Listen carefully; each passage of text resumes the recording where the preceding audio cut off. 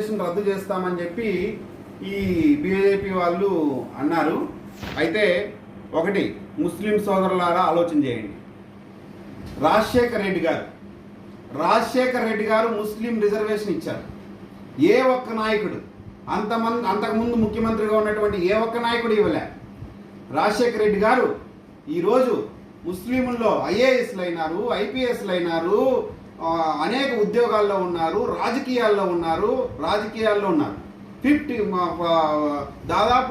మన ప్రభుత్వం వచ్చిన తర్వాత ప్రతి కాన్స్టిట్యున్సీలోన వార్డు కౌన్సిలర్లు కావచ్చు, మున్సిపల్ చైర్మన్లు కావచ్చు, మేయర్లు కావచ్చు, డిప్యూటీ సీఎం. నీ గతికి మీరు బాగా ఆలోచన చేయండి ముస్లిం సోదరులారా. తెలుగుదేశం పార్టీలో ఏ ఒక్క మైనార్టీనైనా ఉప ముఖ్యమంత్రిని చేసినాడా, మంత్రులు చేసినాడా తెలుగుదేశం పార్టీలో చంద్రబాబు నాయుడు? ఈరోజు మైనార్టీలను జగన్మోహన్ రెడ్డి నెత్తిన పెట్టుకున్నాడు.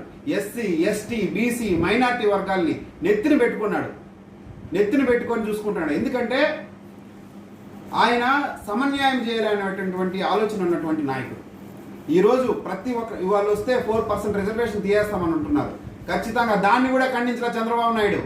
మీరు ఈ మాట అంటున్నారు, మాకు ఎఫెక్ట్ అవుతుంది ఏమని కూడా ఎక్కడా కూడా ఖండించినటువంటి వ్యక్తి. ఎందుకంటే అతను స్కిన్ కాపాడుకోవాలా. రేపొద్దు నేను రాకపోయినా భారతీయ జనతా పార్టీ నాకు అండదండలు ఉంటే నేను జైలుకు పోను, నా కేసులు అన్నీ నేను జైలుకు పోకుండా ఆపుకోవడానికి నాకు సపోర్ట్ చేస్తారు అనేటువంటిది తప్పు. అమిత్ షా మీద చెప్పులు వేసినటువంటి నిన్ను గుర్తుపెట్టుకున్నారు. మోడీ ఒక టెర్రరిస్ట్ అన్నావు, మోడీని నువ్వు టెర్రరిస్ట్ అన్నావు. వాళ్ళు మర్చిపోరు, వాళ్ళన్నీ తెలుసు, వాళ్ళన్నీ గుర్తుపెట్టుకున్నారు.